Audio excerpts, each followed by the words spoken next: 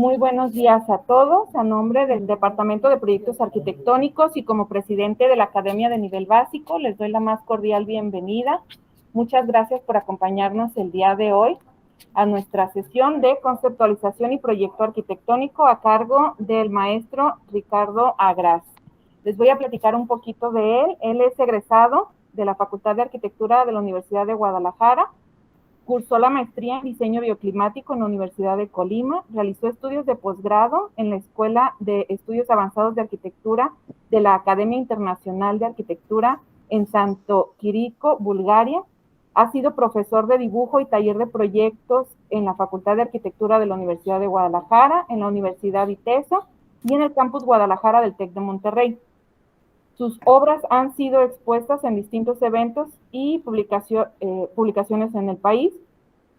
Ha dictado conferencias en distintas universidades del país, así como en Panamá y distintas universidades en Chile. Ha publicado el libro Apuntes de Viaje en Guadalajara, así como el libro Dibujo y Color, junto con Jorge Iglesias y Mariana Donoso en Santiago de Chile. Muchísimas gracias por dedicarnos unos minutos de su tiempo el día de hoy, maestro, y le cedo la palabra. Muchas gracias, muy buenos días. Primero que nada, agradecer la invitación a la universidad, a la Escuela de Arquitectura, que es mi escuela, la que quiero muchísimo, y a todas las personas involucradas en este evento. Muy contento de estar con ustedes. La idea, cuando me platica Jorge de hablar de dibujo y de proyecto, me llevó a rescatar algunos dibujos de mis cuadernos y algunas cosas del proceso de diseño. Y a mí me gustaría empezar por contarles que hay una diferencia generacional muy grande entre dibujar a mano y dibujar a máquina, lo cual nos ha llevado a un debate de cuál es mejor. Contaban algún día en un evento.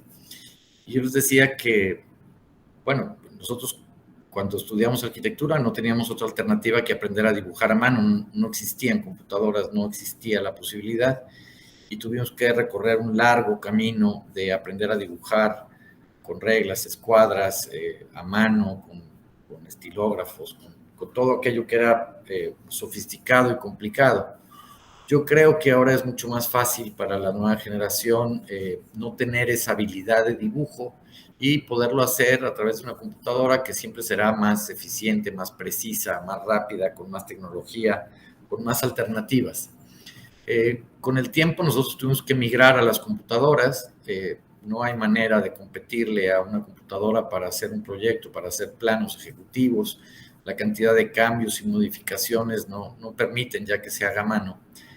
Pero entonces el dibujo a mano quedó como en desuso y creo que de alguna manera cuando los profesores que somos de esa generación les platicamos de la posibilidad de dibujar, me imagino les sale la pregunta de qué necesidad o qué necedad de dibujar a mano cuando se puede hacer de manera más eficiente en la computadora.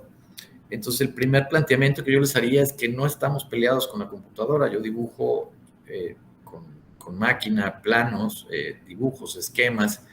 Ahora con el iPad ya logré tener una pluma donde puedo rayar en una pantalla, que es exactamente lo mismo rayar en una pantalla que rayar en un papel. Así que básicamente todo lo que les quiero plantear es contestar una sola pregunta. ¿Qué tiene de bueno dibujar a mano para un arquitecto? Porque si no tendría sentido volver a algo atrás. Cuando nosotros entramos a la escuela, los profesores antiguos nos insistían en que había que dibujar con grafos, que era un aparato muy rudimentario, y decíamos, si ya existen los estilógrafos, ¿qué necesidad? Ellos insistían de que tenían mayor precisión, y la verdad es que no lo había. Entonces, instalarme en dibujen a mano porque es mejor que a máquina, pues sería un discurso verdaderamente inútil. De tal suerte que todo el tema es tratar de plantearles. Déjenme ver si puedo compartir mi pantalla. Bien, ahí iniciamos y entonces yo empiezo por compartirles dibujos que nosotros entregábamos en la escuela. Me encontré en esta búsqueda para preparar esta plática en mis archivos viejos un plano que era lo que nosotros presentábamos en una crítica cuando llevábamos a revisión un proyecto. Esta es una funeraria que hicimos en sexto semestre, allá por el año 81, 80, ¿no? Algo por el estilo.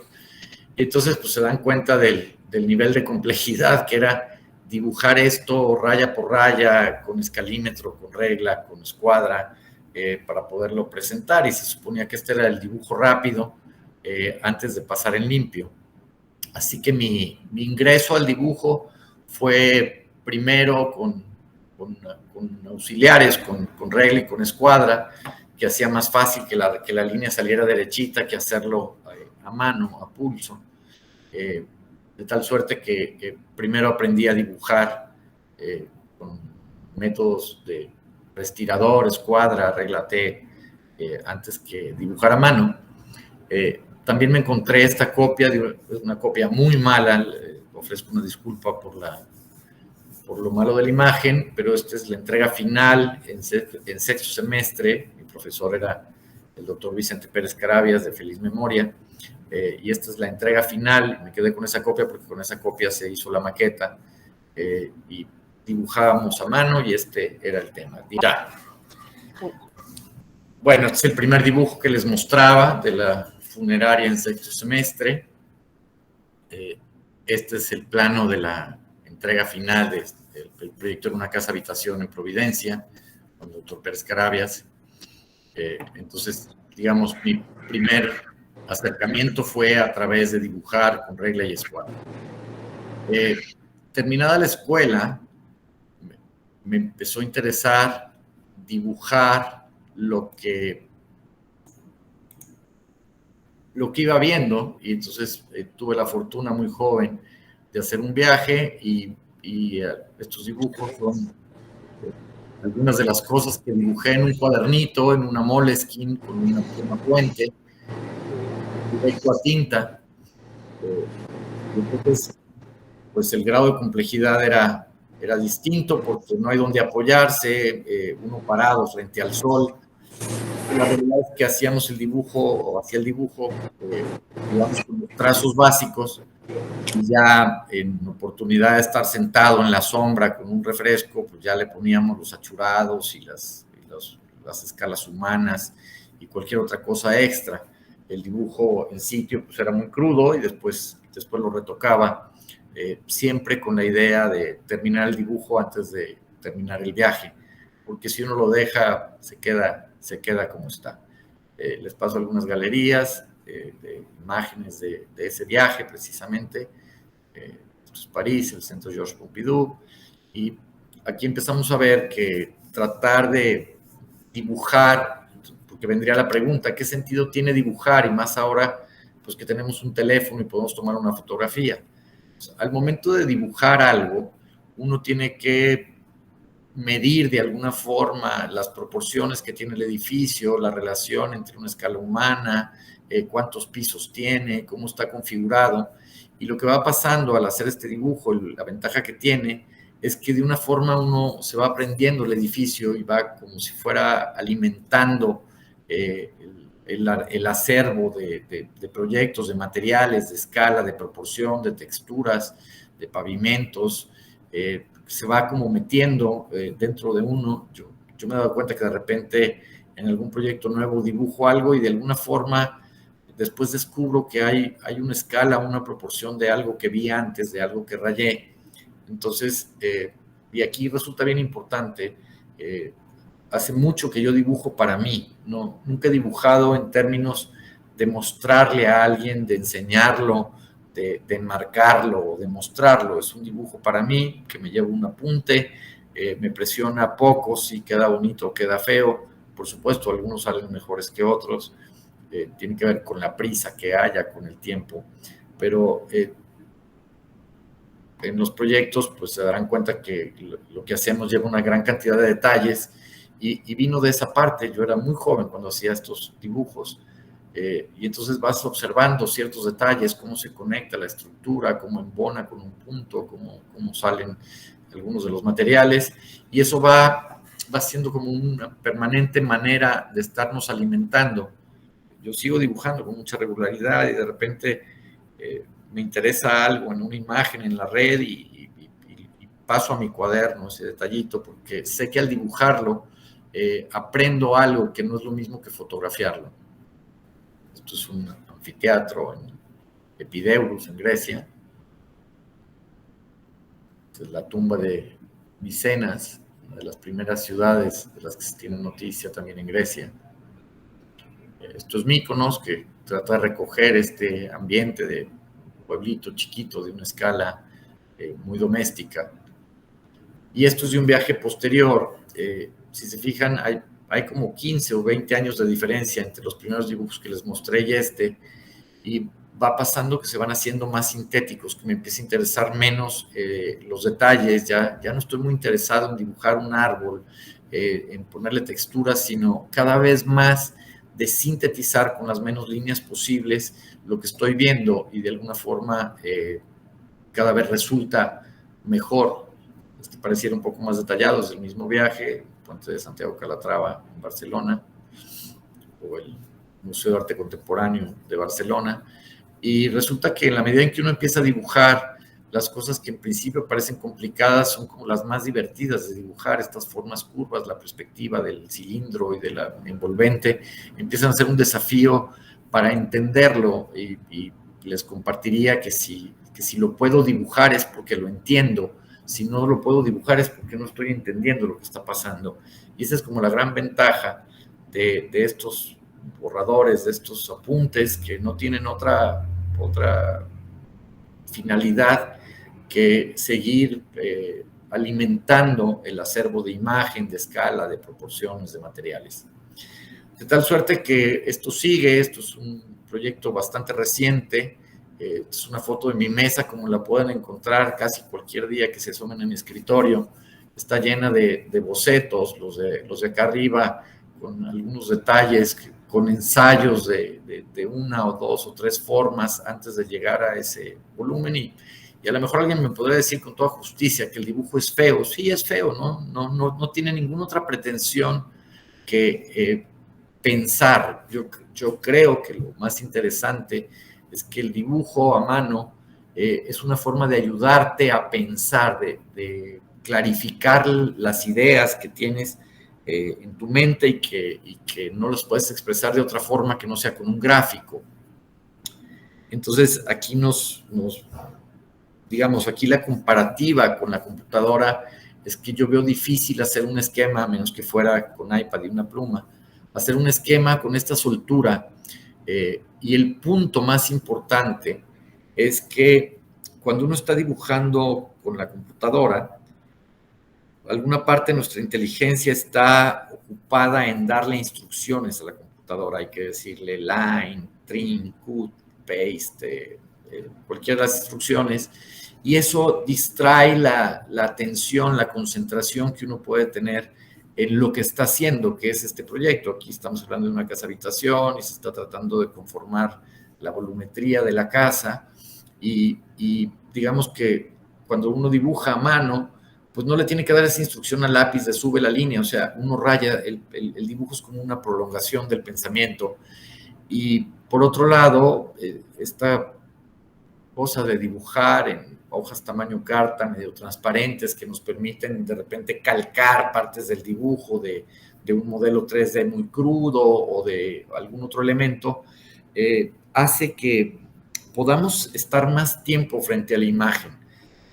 Yo siento que frente a la computadora, una vez que uno le dio la raya y ya quedó dibujada, te da flojera borrar, cambiar, hacerle un cambio. Este bosquejo no puede durar más de 5 o 10 minutos. Y si algo no te gusta del bosquejo, arrugas el papel, lo tiras y pones otro, hasta encontrar una imagen que te deje satisfecho. Aunque se dibuja a máquina, seguimos haciendo o sigo haciendo las plantas de la casa a mano, no porque a mano sea mejor, creo que la computadora ahí sí deja mucho más bonito y con más detalle la planta. Sin embargo, esto está calcado de un trazo muy preliminar en la computadora, donde están solamente los ejes o ciertas partes. Ese tiempo que uno dedica a dibujar los muebles y a churar los closets y ponerle el baño y ponerle las... Es un tiempo que uno está viendo el proyecto completo y que se te ocurre que puede haber un cambio. Es como estar en contacto con tu propuesta mucho más tiempo del que puedes estar en la computadora. Además, la computadora está todo el tiempo estamos haciendo zoom in y zoom out, y entonces el tamaño de la imagen no te permite ver de golpe todo el proyecto. Entonces, al tener la planta completa de la casa enfrente de ti, estás viendo todo el conjunto y checando que los ejes coinciden, que se generan espacios con cierta limpieza, que estructuralmente pueden funcionar, que no lo haría la máquina. Aquí están varios dibujos. De repente vuelvo a la regla y a la escuadra para dibujar, para dedicarle tiempo. Y entonces alguien me diría, ¿qué necesidad tienes de dibujarle arbolitos que te tardas un rato en ellos?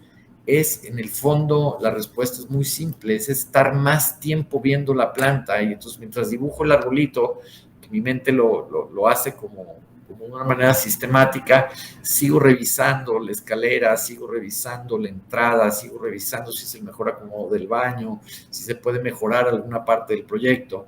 Entonces, hacer este ejercicio de redibujarlo a mano, con regla y escuadra, o a veces a mano solamente, si se fijan, es un papel cuadriculado que me permite despojarme un poco de la regla y de la escuadra, para tener más libertad, pero todo el tema, todo el sentido de volver a dibujar una planta a mano es revisar el proyecto con mucho cuidado antes de pasarse en limpio.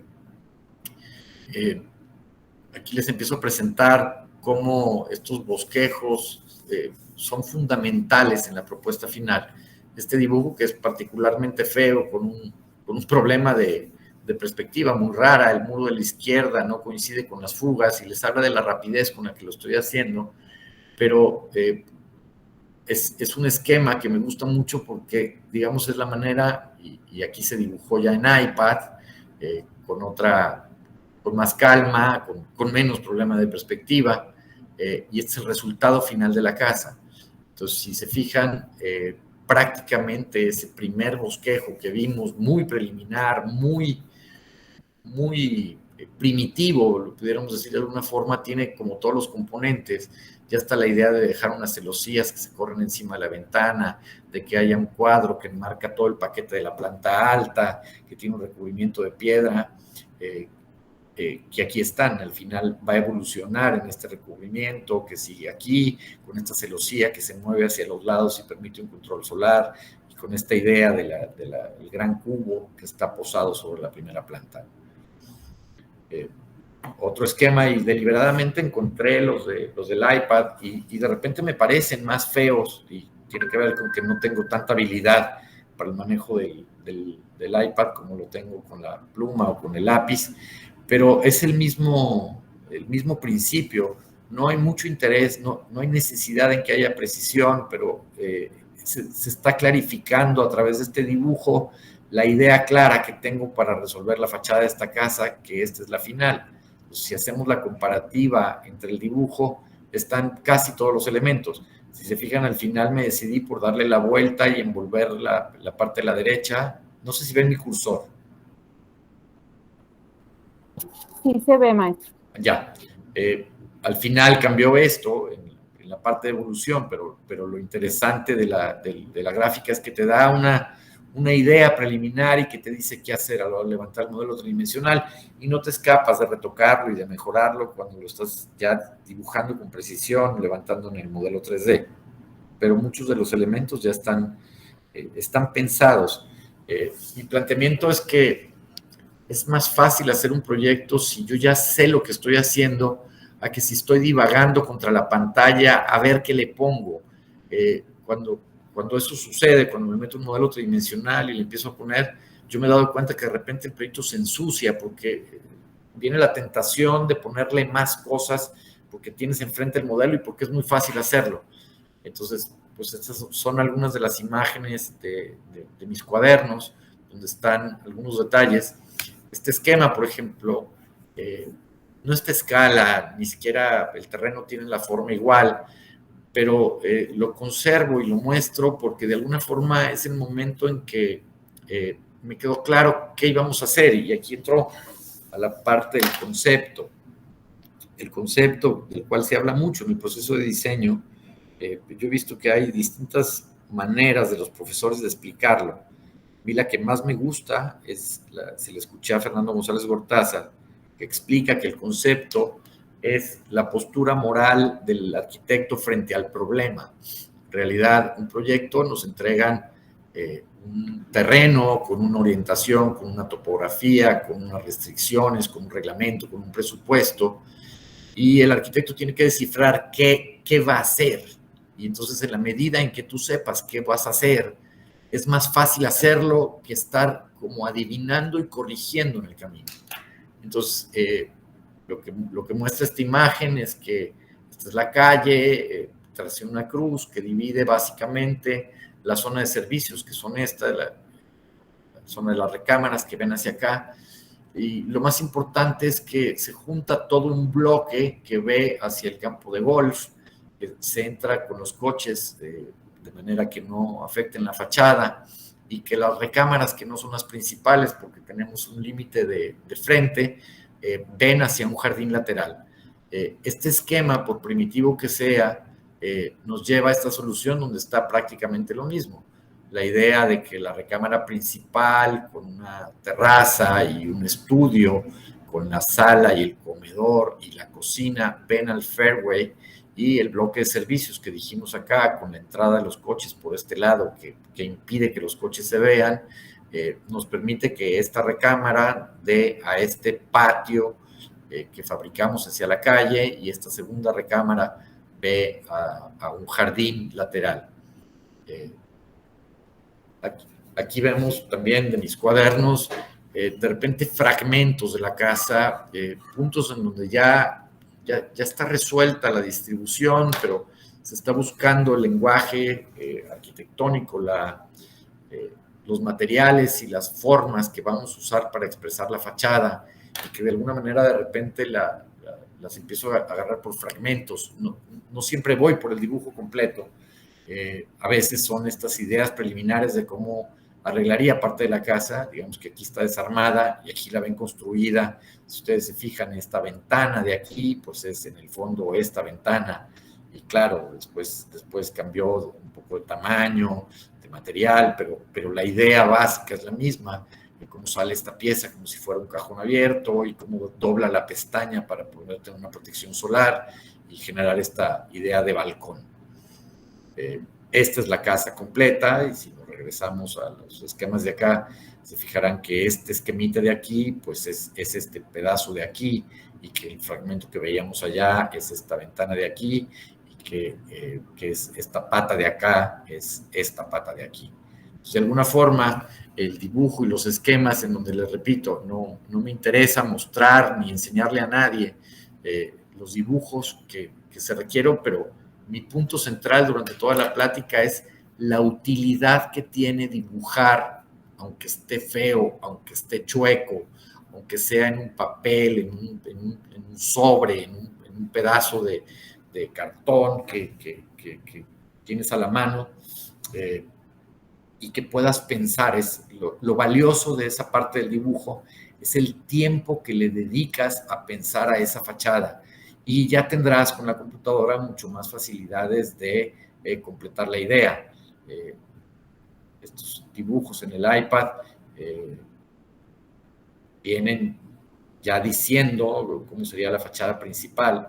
Pues, hay ideas que todavía no están bien cuajadas, hay niveles que todavía no están resueltos.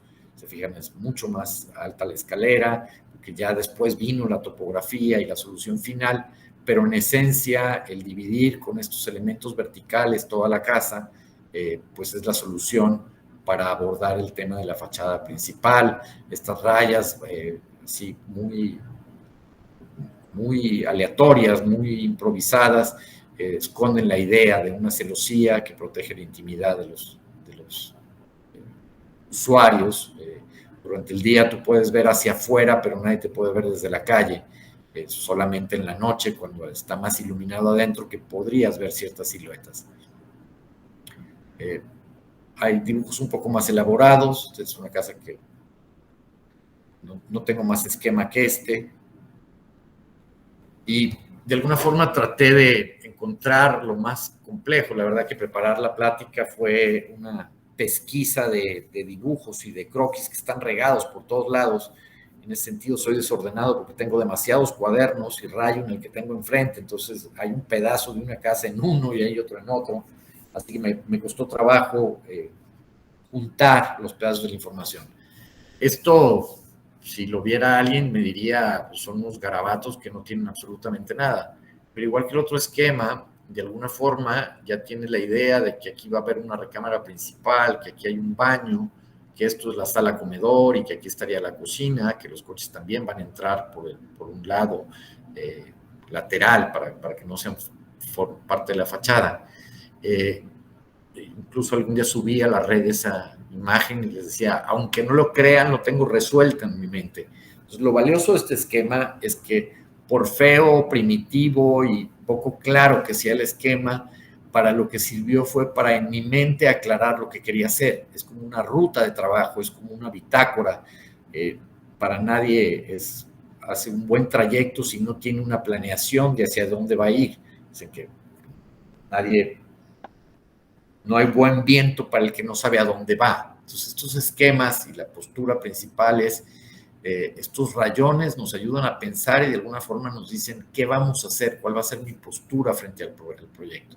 Entonces, ya con este esquema, entramos a la planta y si se fijan lo que les platiqué ahorita y regresamos aquí, aunque está muy sucio, es lo mismo. Aquí está la cocina, este es el comedor, esta es la sala, esta casa tiene una recámara en planta baja con su vestidor, las cocheras entran por este lado. Esta casa está en Estados Unidos. Y un tema importantísimo es que los metros cuadrados que no tienen aire acondicionado son metros que hagan de cuenta que no existen. Por eso se bloquea a que la zona de aire acondicionado sea menor y la entrada lateral permite que la fachada, una idea que hemos perseguido en muchos proyectos, es que los coches no formen parte de la fachada principal.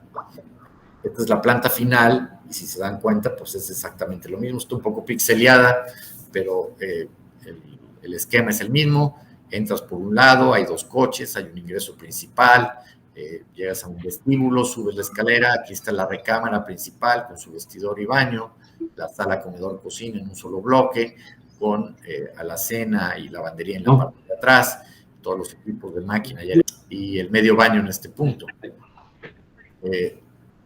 Planta alta, subes, tienes un vestíbulo y hay 3 recámaras compartiendo un baño y esta recámara con su baño y vestidor incluido. Y estos son los apuntes, nuevamente, de repente hasta fuera de proporción. Si se fijan, la fuerza de las rayas habla de que no tengo interés en que quede derechita. Si yo la quisiera hacer despacito y derechita, me saldría, lo podría hacer, pero es más importante plasmar y de alguna forma les cuento que se hacen con prisa para que la idea no se te vaya, para que atrapes lo que se está ocurriendo para resolver la fachada. Importa poco si la proporción, la perspectiva, si las texturas funcionan o no funcionan. Incluso después le agregamos un poco de color para diferenciar la idea de que la casa fuera todo un basamento en ladrillo aparente y toda la demás parte fuera un volumen blanco. Y estos son los renders, esta base de ladrillo hacia todos lados, con el ingreso peatonal por un lado y el ingreso vehicular por otro.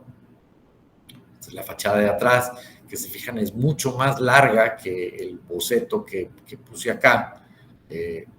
Pero básicamente los elementos de tener una terraza techada que solamente se apoya en una sola columna, de tener un balcón para las recámaras de arriba, de tener el basamento de ladrillo con una terraza para la zona de la sala y una terraza propia para la recámara principal, pues es digamos, lo importante de la propuesta. Aquí se ve otra parte y cómo la viga hace esa frontera entre el material de ladrillo y la planta alta. Es de especial utilidad en un concurso estos bocetos. Nosotros cuando participamos en concursos, yo siento que es como volver a la escuela, que es como que te dan un tema y te dejan hacer lo que tú quieras. Y entonces arrancamos el proyecto haciéndome la pregunta, ¿qué haría yo? ¿Cuál es mi postura? Entonces, este es precisamente el concurso del Mercado Corona, fue una convocatoria abierta, y el planteamiento que nosotros hacíamos desde el principio era el tener un pórtico que de alguna manera empatara la idea de muchos edificios del centro de la ciudad que tienen portales, que tienen estos pórticos donde puedes caminar alrededor de ellos bajo la sombra, y que hubiera una serie de locales comerciales que pueden estar abiertos durante todo el día y que dan al exterior y que se meten, y que puedes acceder a ellos a cualquier hora del día, y el gran patio central donde están las verduras y las frutas, y la mitad de los locales pueden ser los que sí cierran en la tarde. De repente está la cremería y ciertas tiendas que funcionan. Entonces, la propuesta específica era, de alguna manera, replicar algunos elementos de la arquitectura del centro histórico para que el edificio, siendo un edificio del siglo XXI y con materiales de la región, se tuviera un impacto de diálogo con la arquitectura del centro histórico. Esta es una fracción de la lámina donde está esto que les explicaba. De hecho, nosotros planteamos igual, y así se hizo, anexarle al mercado la calle Santa Mónica. Estos son los locales donde unos dan para adentro, otros dan para afuera. Este es el pórtico, y aquí viene la explicación de cómo funciona el sistema conceptual. Y nuevamente aquí tenemos algunos de los gráficos donde nos imaginábamos este portal donde circula la gente con el edificio adentro, que además es un edificio de piedra, que el que fuera de piedra sería la manera de empatar con la arquitectura del centro histórico. Muchos de los edificios emblemáticos del centro de Guadalajara están construidos en piedra a la vista: la catedral, el museo, el Congreso,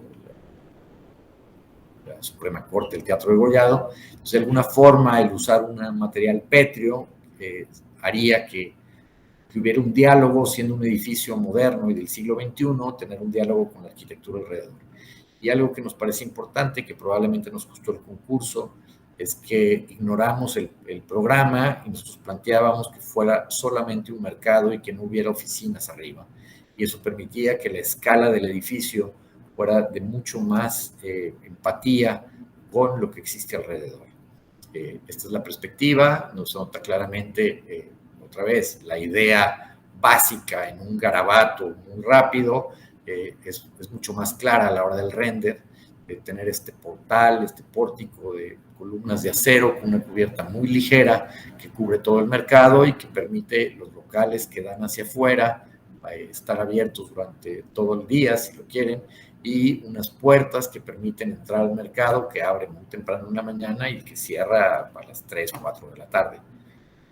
Algunos acercamientos de cómo se daba este acceso al mercado interior, y aquí el render de cómo queda la puerta cerrada y el pórtico donde está la catedral acá al fondo. Bueno, nuevamente, se fijan, es un esquema que se va repitiendo y repitiendo y repitiendo, y que lo que va logrando el dibujo, y nuevamente eso es lo que hace interesante el gastarle tiempo en hacer un dibujo, es que va como clarificando en tu mente lo que quieres hacer. Entonces, si lo ponemos aquí, pues aquí vemos claramente cuál era la propuesta.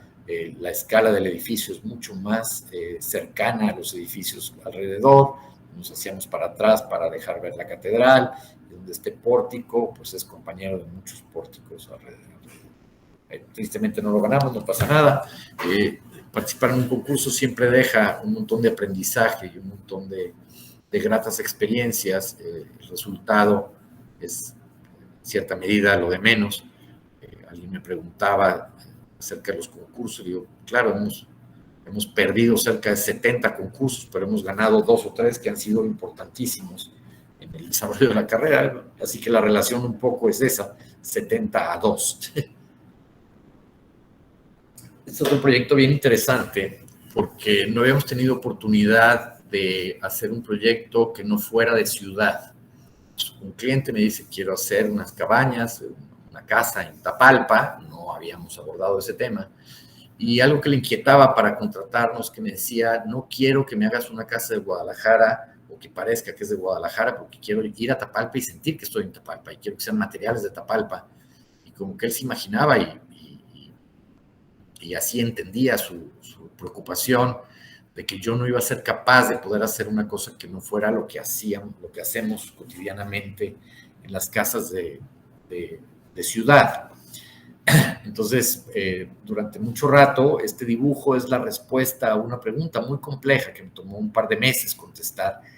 ¿Qué haría, cómo haría una casa en Tapalpa con materiales de la región? Y entonces, aquí hay varias ideas que son fundamentales para desarrollar el proyecto, que fue desarrollar una calle de acceso que permitiera controlar la topografía, desmembrar el programa en distintas cabañas, porque él quería una sola casa, y meter las casas en medio de los árboles. Entonces, este esquema, de alguna forma, la importancia que tiene es que me resolvió esa primera pregunta de cómo haría una casa en Tapalpa. Y aquí hay algunas fotografías de la casa terminada, como está tal cual la piedra contra el ladrillo, pues aquí están los muros de piedra con el forro de ladrillo, con las casas fragmentadas y metidas en medio de los árboles, donde se respetaron todos los árboles que existieran. Entonces toda la piedra da los basamentos y los laterales, y solo las fachadas del frente y del fondo están hechas en ladrillo, tomando una idea que vimos en la fábrica de papel de Tapalpa, alguna de las construcciones más antiguas, que está construida a partir de esos dos materiales, de piedra y de ladrillo, y que nos permitió que la casa tuviera ese lenguaje, esa expresión, de ser una casa del hoy, de la hora, del siglo XXI, pero que entiende perfectamente su sitio en la forma como se emplaza en el terreno y en la materialidad propuesta, que deja claro que esto no es una casa de Guadalajara. Y finalmente, para cerrar la idea, les quiero mostrar la fuerza de un dibujito, de un esquemita lo más tonto posible.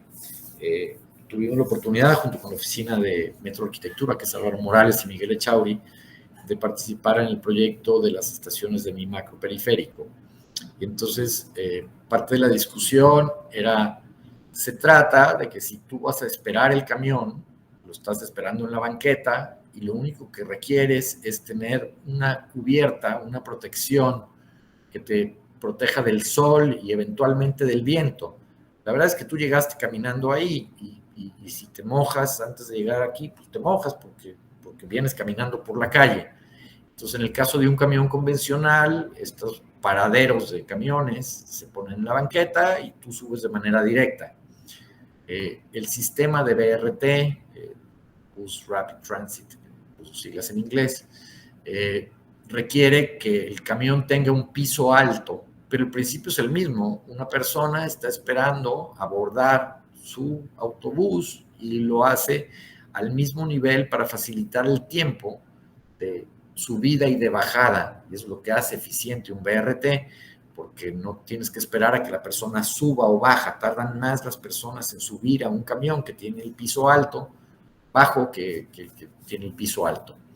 Entonces, los componentes es estar a la misma altura que el piso del camión, tener un techo que te cubre del viento y del sol, y la preocupación de que haya una ventilación para que no sientas calor en la estación.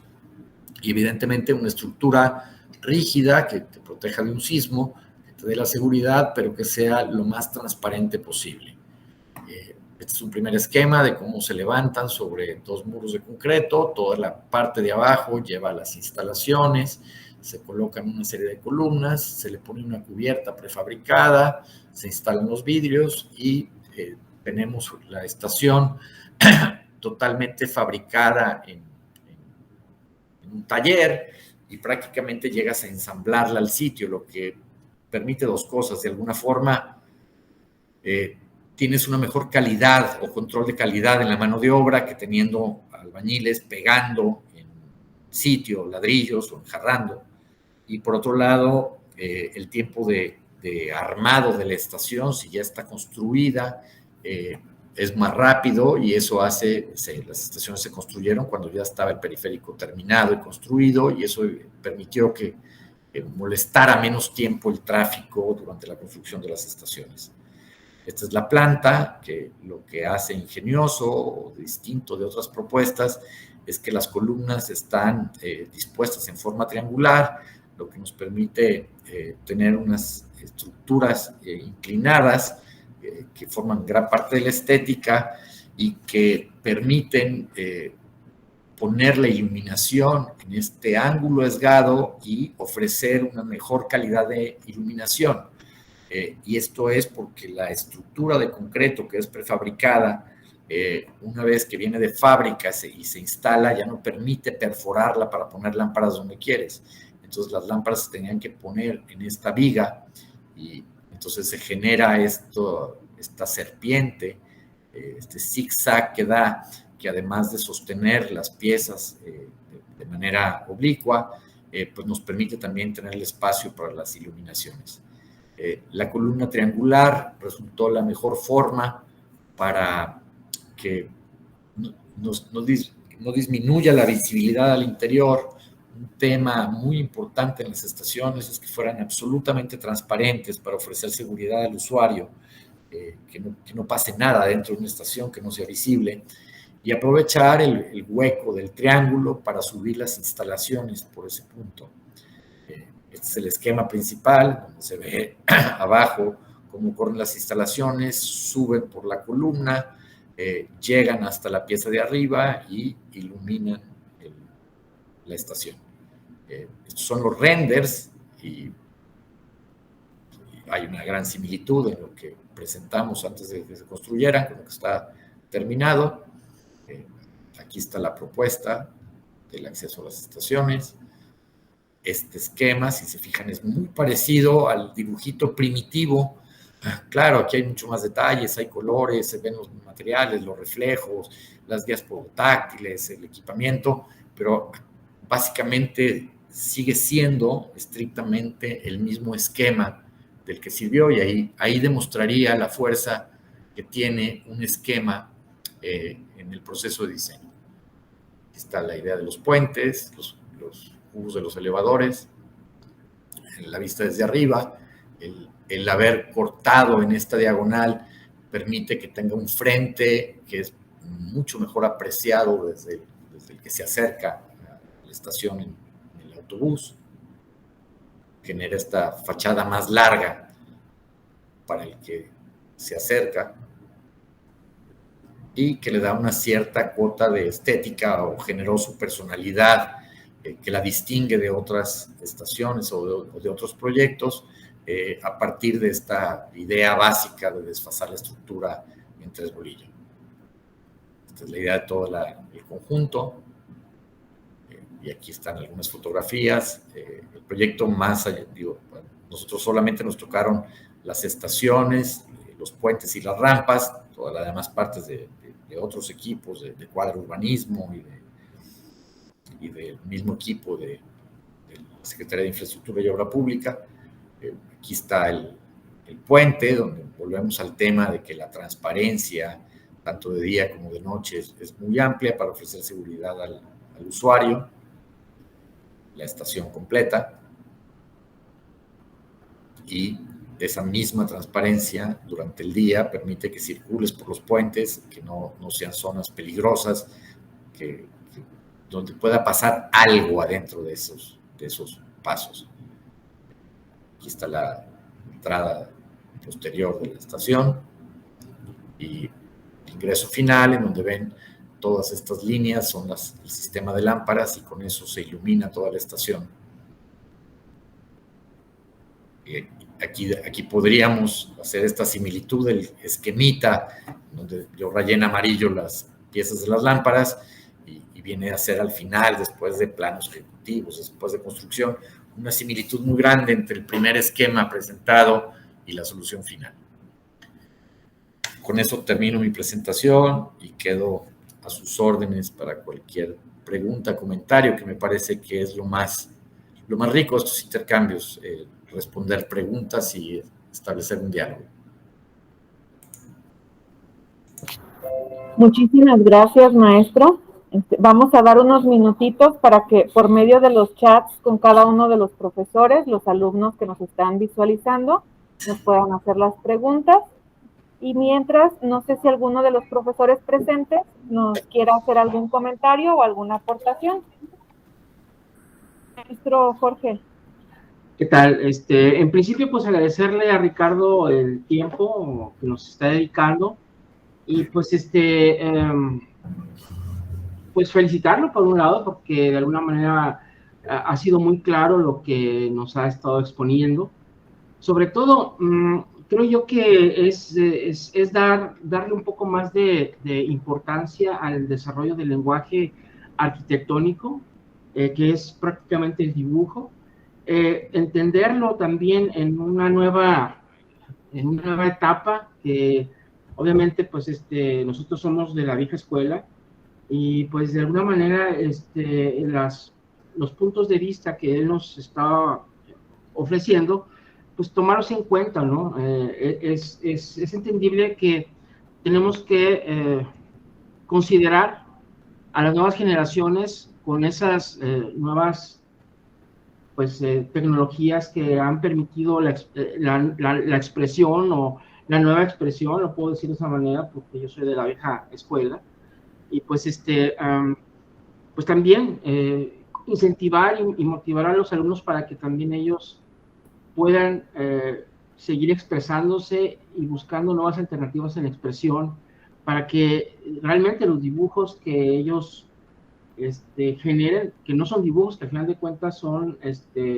marcas del pensamiento que están causadas al desarrollo de una problemática proyectual, pues le permitan a él tener esas herramientas para poder resolverlas y para poder, ¿cómo se llama? Pues más que nada resolverlas así, con la intención de que sea también fácil de comunicar. Y bueno, pues muchas gracias, Ricardo. Gracias por tu tiempo. Al contrario, muy agradecido de compartir con ustedes esta idea y tienen razón.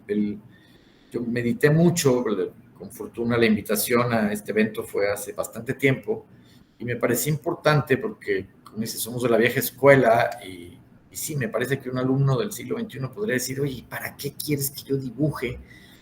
No quiero que dibujes, quiero que pienses. Quiero que tengas claro antes de hacer tu proyecto lo que vas a hacer y entonces puedes encontrar en estos garabatos mal hechos, feos si tú quieres, puedes encontrar un gran aliado que te ayuden a resolver el proyecto. Ese es el punto central y me parece que sería la única cosa que no sería obsoleta.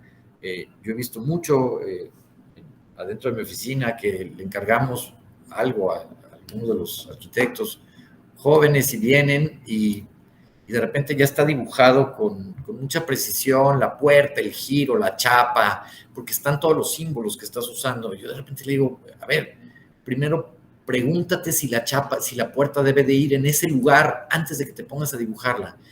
Y parece que cuando ya le dedicaste este tiempo, ya le pusiste la puerta, la chapa, el giro, ya te da flojera cambiarla. Y a veces queda mal puesta hasta el giro de la puerta y se va así hasta la obra y descubres en obra que al abrir la puerta te tapa el apagador. Entonces, ese tiempo que dedicas a estos esquemas y dibujos que no pretenden ser mejores que los de la máquina, en el fondo mejoran la calidad de diseño, que es exactamente el planteamiento que yo les hago.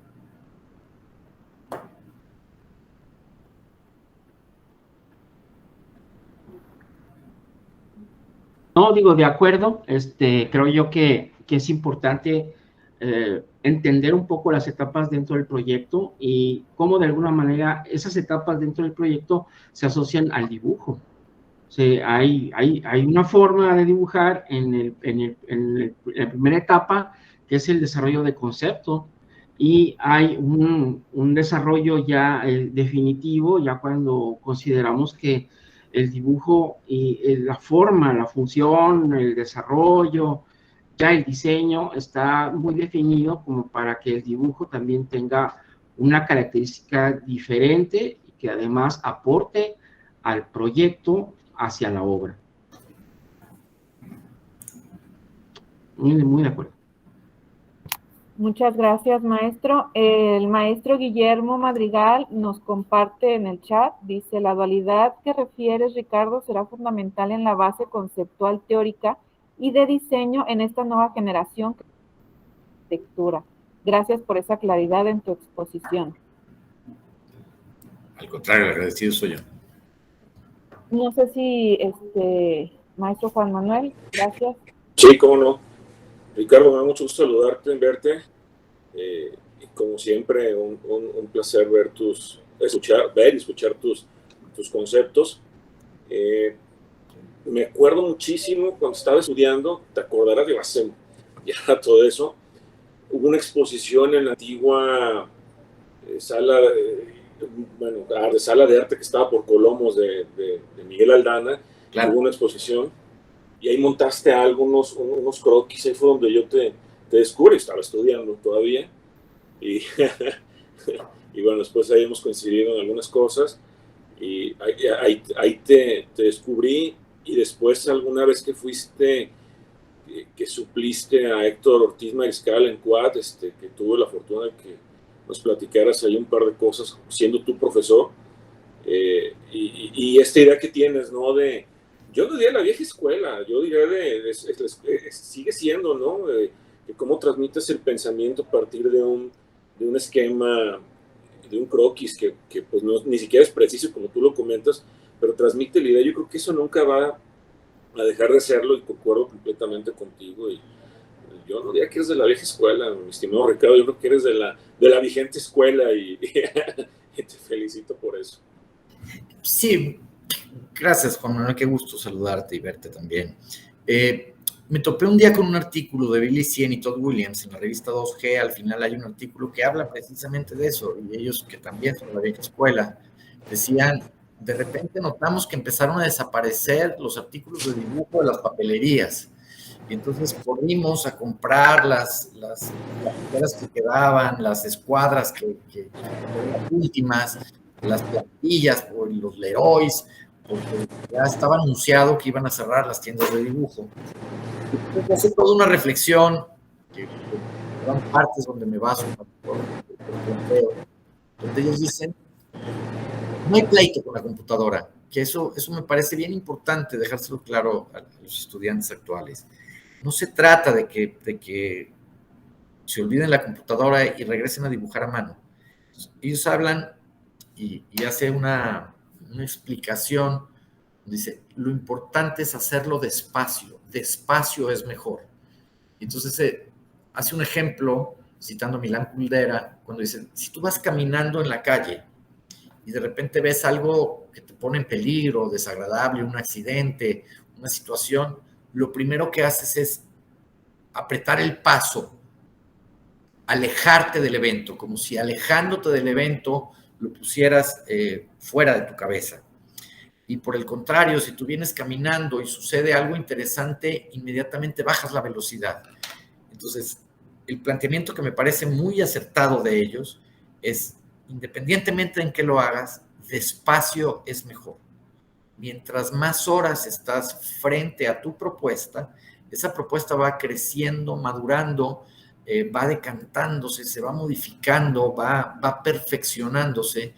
Y aunque hablé de dibujo a mano, si lo quieres hacer en AutoCAD, si lo quieres hacer en Photoshop, si lo quieres hacer en un iPad, la idea central que quisiera transmitir hoy es esa cantidad de tiempo que le dedicas a la propuesta, al pensamiento, antes de pasar al gráfico o al modelo tridimensional o al render.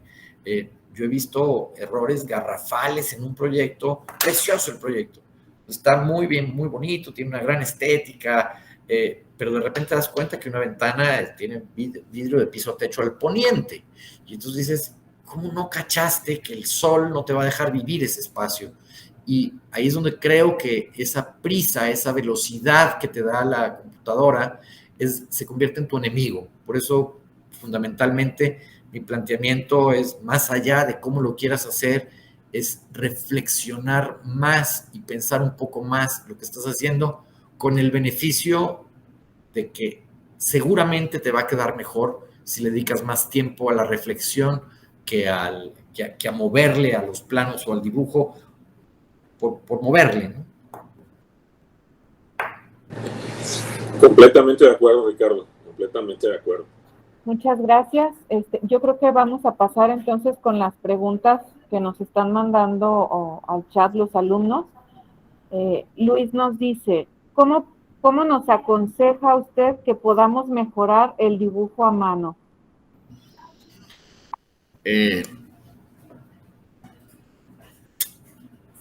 Por ahí hay un podcast en Spotify grabado de una entrevista que me hizo Berta La Sala en un podcast bien interesante que se llama Arquifilia, donde me hace esa misma pregunta.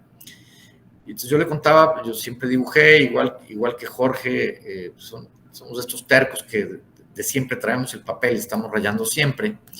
Pero en algún momento me topé con un libro que se llama Aprender a dibujar con el lado derecho del cerebro. Lo vendían en Sambors, hoy van en no sé qué edición del libro, ya muchísimos. Y la parte teórica, el planteamiento que hace Betty Edwards es que se dibuja mejor con el lado derecho del cerebro. El lado izquierdo es el lado que nos permite razonar, pensar, ponerle nombres a las cosas, incluso hablar, aprender otro idioma. Y el lado derecho es el que nos permite percibir. Y por eso, con mucha frecuencia, cuando queremos hablar de algo que es percepción, de de lo que pensamos sobre una pintura, no encontramos las palabras, porque el hemisferio derecho no tiene palabras para expresar texturas, escala, ritmo, contraste, lo percibe pero no sabe cómo nombrarlo.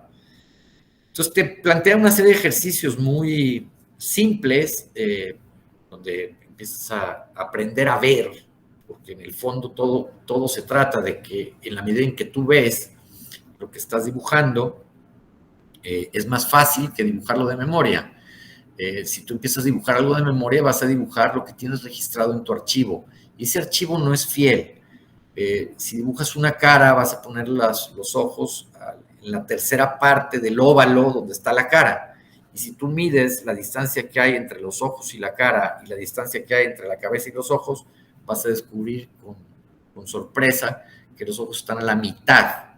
Pero como el hemisferio izquierdo piensa que esta parte de la cara es la más importante, entonces piensa que es más grande. Entonces lo que ella plantea es aprende a ver, mira con cuidado y en la medida en que entiendas lo que estás viendo, lo vas a empezar a dibujar muy bien. Es un libro altamente recomendable, cada vez han hecho ediciones más nuevas con muchos anexos, está disponible, Aprender a dibujar con Betty Edwards, se los recomiendo y la otra forma, que fue la forma como aprendimos Jorge y yo antes de leer ese libro, es con un papel en la mano y una hoja dibujando todo el santo día.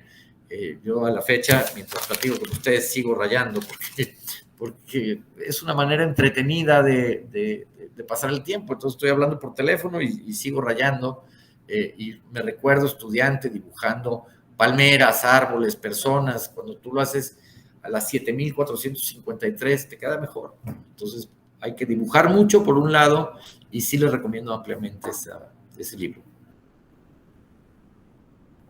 Muchas gracias, maestro. Gerardo nos dice, ¿cuál es su consejo para pasar esa primera etapa de la hoja en blanco, cuando no se nos ocurre nada?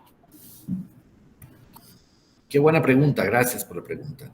El arquitecto, a diferencia del artista plástico, del pintor, en realidad nunca tiene una hoja en blanco. El pintor sí tiene un lienzo en blanco y se levanta en la mañana y dice, ¿qué pinto hoy? Y dice, voy a pintar una marina y dibujo un mar. El arquitecto no tiene una hoja en blanco. Ciertamente empieza el proyecto con una hoja en blanco, pero no está en blanco a partir de que tienes un terreno, tienes una topografía, tienes una orientación, tienes unas restricciones. Entonces, ¿cómo enfrentar el papel en blanco? Rayando eso que no puedes cambiar, dibujando el borde del terreno, dibujando las restricciones, viendo por dónde entra el sol, por dónde se mete, en dónde hay un vado, en dónde hay una lomita, en dónde hay un árbol sembrado. Y entonces, esta serie de restricciones y de limitaciones te van empezando a ayudar. Yo me formulo muchas preguntas cuando estoy empezando el proyecto. De repente dices, ¿por dónde deben entrar a la casa? Y cuando el terreno es plano, puede ser que sea lo mismo entrar por la izquierda que por la derecha. Cuando no es plano, si voy a entrar a un sótano, el punto más bajo es el mejor para entrar. Entonces, resolviendo pequeñas preguntas, ¿de qué lado debo dejar unas ventanas? Entonces, prefiero dejarlas al oriente que al poniente si tengo una mala orientación.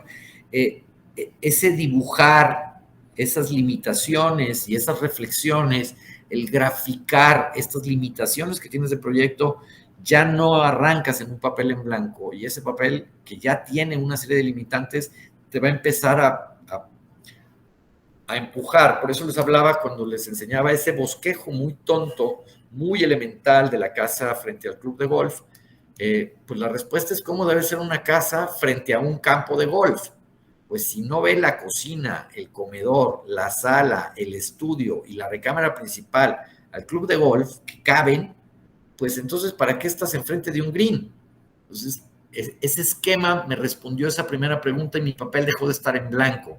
Se trataba de poner una casa frente al green, y al determinar o descubrir en este esquema que esos espacios deben ver al green, prácticamente me resuelven el proyecto.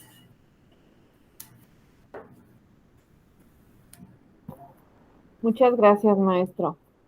Francisco nos hace una relatoría un poquito larga. Voy a tratar de resumirlo lo mejor posible. Él nos dice, con la existencia de las plataformas como Pinterest y con los programas que ya vienen con prediseños, ¿cuál es el papel real en la actualidad del arquitecto al momento de diseñar? Quiero entender que se refiere a que ya hay tantas cosas que cuál sería nuestro papel como arquitectos si ya la mayoría está dado. Bueno, espero que así sea, Francisco, la pregunta. Sí, y yo anticipaba eso, que alguien podría decir, ¿y para qué demonios quiero dibujar si tengo tantas imágenes y tantos elementos? Yo tengo hijos pequeños, y mi hijo es especialmente aficionado a los videojuegos, y lo veo jugar Minecraft, y lo veo jugar con algunos programas donde puede construir casas en tercera dimensión, que a sus 6 años de edad que tenía cuando empezó ese tema, yo me quedaba atónito de lo que podía desarrollar sin haber tenido una clase de geometría descriptiva, y él le mueve con el dedo y cuando volteas ya lo tiene perfectamente armado. Sí, insisto, el tema no es contra la tecnología. Yo, por ejemplo, Pinterest e Instagram lo encuentro como un arma de doble filo, porque ahora nos llega un cliente para pedirnos una casa y nos llega con una biblioteca enorme de fotografías que te dice, quiero esto. Entonces dices, a ver, explícame qué te gustó de la fotografía, y es una sorpresa entender por qué escogió la fotografía. Entonces de repente hay una fotografía que te das cuenta que lo que le gustó fue una luz indirecta o el color de un material. Entonces, lo que te diría, que tu pregunta es muy buena, que hay que ser cuidadosos de que la tecnología te ayude y te haga más fácil el camino y no te metas zancadilla. El gran problema de tener tantas imágenes es que eventualmente puedes hacer un Frankenstein. O sea, empiezas a agarrar la imagen de un lado con la fachada de otro, con la escalera que te enseñaron de tal lado, y precisamente esta facilidad que tienen los programas de tercera dimensión para generar una escalera te permite hacerla como muy rápido, y entonces crees que eres muy listo. ¡Ya acabé! No se trata de acabar rápido, se trata de hacerlo bien. Entonces, reflexionar y pensar, y yo insisto, si lo quieres hacer a partir de tu pantalla, en el programa o planteamiento que me hagas, no importa. El tema es tener claro qué vas a hacer y cuando lo estás haciendo, cómo aquello puede ser mejor.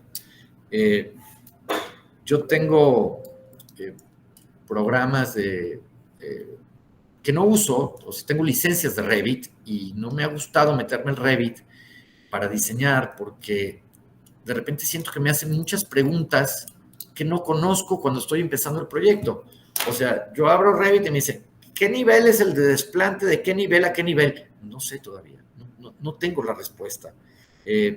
Tengo que meterme a estudiar la topografía del terreno y ver si baja o sube, y eso me permite aumentar la altura en la sala comedor, si no rebaso la altura máxima, y Revit ya me está preguntando, me dice, ¿de qué es el muro y cuántos ladrillos? Y si es de concreto y cuántas varillas. No sé la respuesta.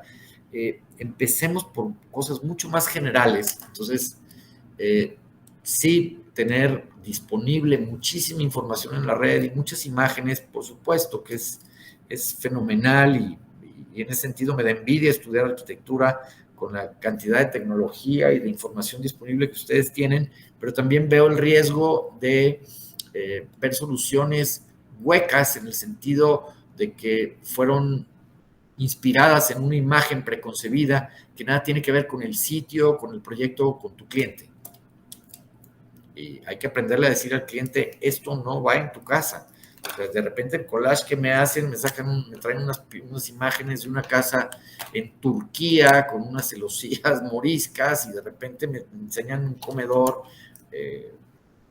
siglo XXI y son dos cosas dos lenguajes y dos estéticas que no empatan. Entonces, mi planteamiento es la reflexión, el pensamiento, quizá como una alternativa que ustedes puedan considerar, el rayar para ayudarse a hacer esa reflexión. Esa es básicamente mi postura. Y si alguien me dice, no me llevo con los lápices, no me gusta rayar, me incomoda muchísimo que el dibujo no me salga porque no tengo esa facilidad, de acuerdo, hazlo en otra cosa, pero haz esa reflexión y ese proceso de pensamiento en la herramienta que tú quieras, pero seguramente el proyecto va a ser mejor si está más razonado y reflexionado. Muchas gracias. Ya para no alargar más la sesión, Lucía nos hacía justamente esa pregunta de si a mí no me sale el dibujo, no sé dibujar, qué es lo que debo de hacer. Y creo que ya quedó contestada. Muchas gracias, Lucía. Y por último, Hugo nos dice, ¿qué opina usted de la arquitectura introspectiva que se puso muy de moda en la actualidad? A ver, a Lucía le diría una cosa. Precisamente el libro de Aprender a dibujar con lado derecho plantea que en realidad todos sabemos dibujar. Si tú a un niño le das un papel y una crayola, él empieza a rayar y mis hijos dibujan una cantidad de cosas. Y cuando tú les preguntas qué es, te dicen que eso es un dragón y una jirafa y no tienen vértigo en hacerlo. Pero lo que explica Betty Edwards es que a medida que vamos a la escuela y empezamos a usar más el hemisferio izquierdo y empezamos a aprender matemáticas y biología y geografía, como usando más tu mano derecha, adquieres más habilidades con la derecha que con la izquierda, entonces el hemisferio izquierdo se apodera de la persona. Entonces cuando tú quieres dibujar con el hemisferio izquierdo, es como si quisieras escribir con la mano izquierda. No puedes, porque no está ejercitado. Todo el planteamiento, la parte interesantísima del libro es que a partir de los ejercicios que te da, te enseña a acceder al lado derecho del cerebro. En 2 días ya estás entendiendo de qué se trata dibujar con el lado derecho. Yo te recomiendo, Lucía, que si tú aprendes a acceder al lado derecho, te va a sorprender que sí sabes dibujar. Todos sabemos dibujar. El tema es que no lo usamos, no lo hacemos con el hemisferio correcto y entonces es como querer escribir con la mano izquierda. No puedes. El tema de la arquitectura introspectiva, que es una idea de Abraham Cota, que es un buen amigo y que he platicado y he debatido el tema con él, personalmente no creo en la arquitectura con apellidos. No hay una arquitectura bioclimática, no hay una arquitectura con el medio ambiente, no hay una arquitectura emocional, no hay una arquitectura introspectiva, porque creo que no lo hay, porque más bien, si no contiene los elementos correctos, no es que no sea introspectiva, es que no es arquitectura. El planteamiento que hace Abraham Cota me parece interesante, de cómo en muchas casas, y él lo explica muchísimas veces, que a él le ha tocado abordar proyectos en cotos cerrados, con mucha proximidad entre las casas. Y él dice, bueno, ¿qué sentido tiene ponerle una ventana para abrir una ventana y estar viendo la ventana del vecino? Entonces te plantea mejor ver a un patio, que tú tienes controlada la vista, en vez de estar viendo a la ventana de tu vecino, o que la recámara de arriba, tú abras la ventana y estás viendo la casa de enfrente y saludas a tu vecino. A eso se refiere con arquitectura introspectiva, pero de repente si yo te digo que tengo una casa frente a un club de golf con un fairway enfrente y unos árboles preciosos, pues si yo hago una arquitectura que mira hacia adentro, el introspectivo es mirar hacia adentro, pues estoy absolutamente loco. Si voy a la playa y tengo enfrente el atardecer y yo le pongo un patio para controlar mi vista, estoy absolutamente loco. Entonces, no quiero desacreditarlo porque el problema es que esto empieza a rodar, empieza a circular y hay alguien que te dice, es que es la arquitectura introspectiva. Es una idea de Abraham Cota que ha usado con éxito y yo le celebro algunas de sus soluciones muy bien ejecutadas, para tener una arquitectura que mira hacia adentro en los lugares donde no vale la pena ver hacia afuera. Pero no existe algo como la arquitectura introspectiva cuando lo importante es que la casa se convierta en un mirador a lo que hay hacia afuera.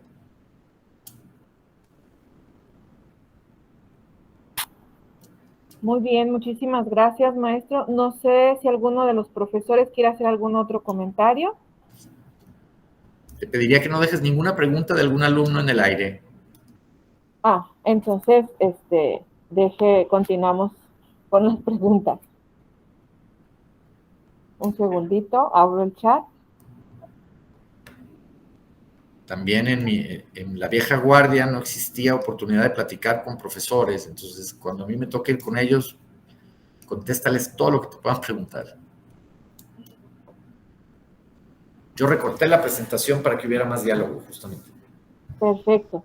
Entonces, vamos a pasar con la pregunta de Claudia. Claudia nos dice, en mis clases de proyecto nos ponen muchas limitantes para la arquitectura o para los diseños. ¿Por qué en esta época no puedo hacer una arquitectura neoclásica, por ejemplo, o barroca, si los estilos son muy bonitos? Bueno, ahí claro que la puedes hacer. Eso no significa que va a ser una buena solución. Si tú te fijas, Octavio Paz decía que la arquitectura es el testigo insobornable de la historia. Entonces, la arquitectura es un reflejo de cómo vivimos el día a día. Entonces, hoy la casa que hacemos hoy es muy distinta que la de hace 15 o 20 años, porque antes tenías un closet de 1.50, hoy la gente tiene una cantidad de ropa que tiene que tener unos vestidores enormes. Hoy la cantidad de contactos que hay en una casa es enorme por la cantidad de dispositivos electrónicos que hay. Entonces, el tema de por qué no hacer una arquitectura gótica o de cualquier otro estilo es porque no pertenece a tu época. Y eso sería una falsificación. Te estás tomando prestada o robándote una imagen que no pertenece a tu tiempo. Y eso ya te descalifica a la arquitectura. Algún día nos tocó picar piedra en el tema de proponer una arquitectura que perteneciera más a la fecha.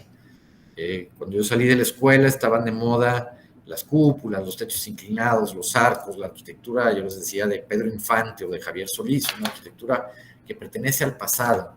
Y la gente estaba como con mucha nostalgia por esa imagen. O sea, ¿qué pasaría si la gente se vistiera con las ropas de la época? Entonces, si vivieras en una casa de esas, tendrías que salir en una carreta con tu traje de charro, con tus faldas autóctonas, para que hiciera sentido. Entonces, la respuesta es qué sentido tiene ponerte a labrar una serie de molduras y hacer una serie de ornamentación en pleno siglo XXI solamente como un adorno de la arquitectura. Pero la respuesta es simple. Sí la puedes hacer, pero sería una falsificación histórica. En gran medida, la Carta de Venecia y el acuerdo de los restauradores es no repitas nada que no pertenece a la época. Si tú intervienes en un edificio antiguo y le tienes que hacer una reforma, se tiene que notar que tú le metiste la mano para que sepas que esa parte ya no es original del edificio. Lo que los lleva a un problema ahora que se quemó la Catedral de Notre Dame en París, porque no pueden construir idéntica la torre que se quemó, porque sería engañar históricamente la forma que tuvo. Entonces, pues, menudo problema tienen. Quizá ignoren la recomendación y la reconstruyan como era, pero lo que sería correcto es que si fue intervenir en el siglo XXI, se debería notar que se intervino en el siglo XXI. Muchas gracias, maestro. Samantha nos dice, ¿cuánto tiempo le llevó el llegar a ese nivel de dibujo a usted? Lo que llevo de existencia. Empecé a dibujar como niño, ya no paré, y lo sigo haciendo. Y bueno, ciertamente ahí estoy de acuerdo, mientras más dibujas, más fácil te resulta. Entonces, pues son horas de dibujo las que te van ayudando a calibrar el pulso, y en la medida en que tú dibujas algo en muchas ocasiones, pues es más fácil repetirlo. Algunos de los ejercicios en mis cursos de dibujo era dibujar a Mickey Mouse o a cualquier personaje de caricatura, y descubres cómo si tú dibujas 6 veces a Mickey Mouse, a la 7ª lo haces de memoria. Entonces es dibujar todo el día y claro, con el premio de que cada vez te sale mejor. Yo todavía no estoy conforme con la forma que dibujo. Volteo y veo a gente que dibuja mucho mejor que yo y me sigue dando mucha envidia. Pero sigo dibujando. Muchas gracias, maestro. Edgar nos dice, ¿tiene algún consejo para esos momentos en los que nos gustaría salirnos de la carrera por frustración?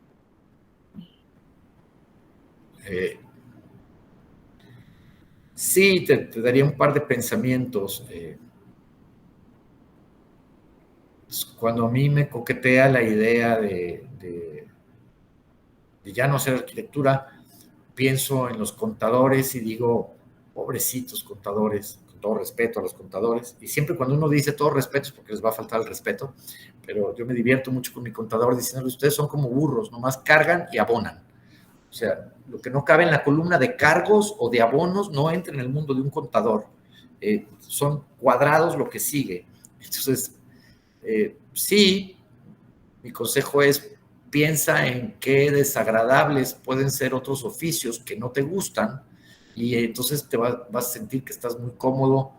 Yo en lo personal siento que lo que hago, aunque me cansa, me estresa, por fortuna no me cuesta trabajo, incluso me divierte, me entretiene, y eso me permite salir en las mañanas con el entusiasmo suficiente para venirme a mi mesa a rayar y pasarla bien, y de eso vivo, y con eso me gano la existencia. Y para mí sería terrible tener que estar haciendo sumas y restas y contando dinero que además no es mío.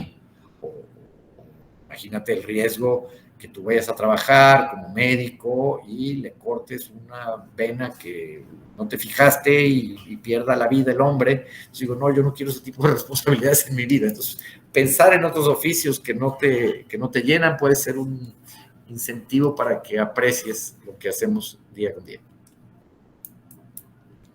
Muchas gracias, maestro. Y ya la última, que sería de David, nos dice, ¿qué herramientas considera usted que son las mejores para dibujar a mano? Cualquiera, todo el mundo hay quien está muy cómodo con la acuarela, hay quien está cómodo con el acrílico, hay quien está cómodo con los marcadores, hay quien se halla bien con el lápiz, hay quien se halla bien con todo.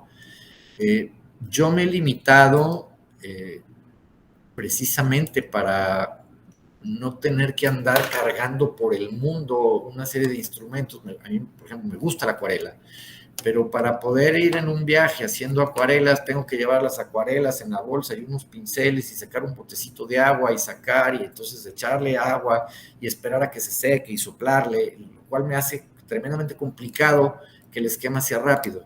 Entonces yo me llevo muy bien, justamente tengo enfrente un lápiz y un marcador.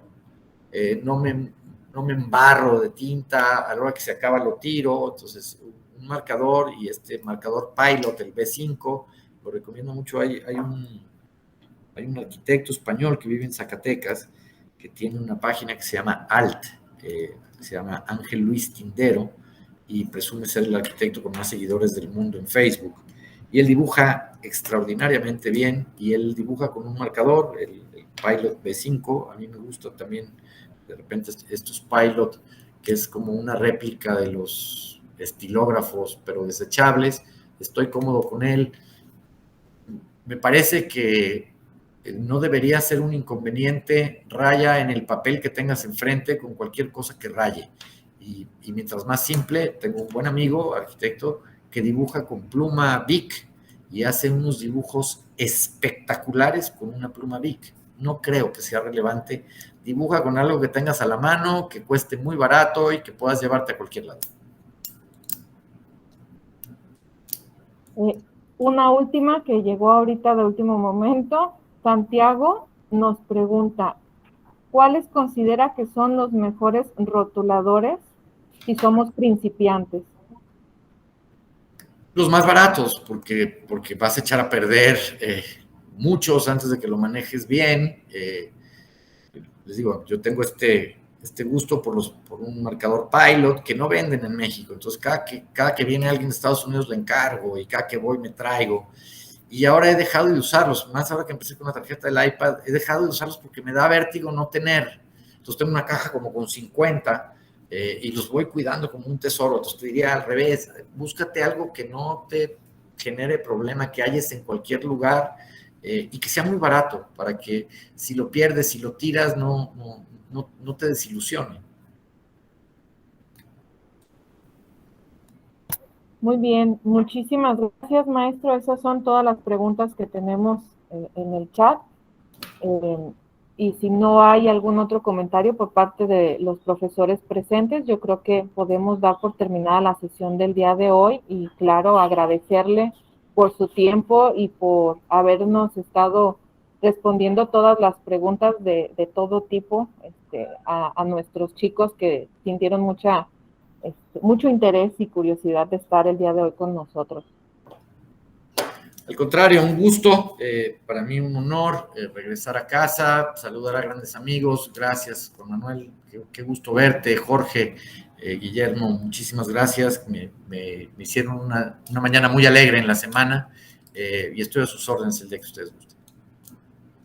Muchísimas gracias. Muchas gracias, Ricardo. Saludos. Que estés muy bien. Saludos, Ricardo. Gusto verte. Igualmente.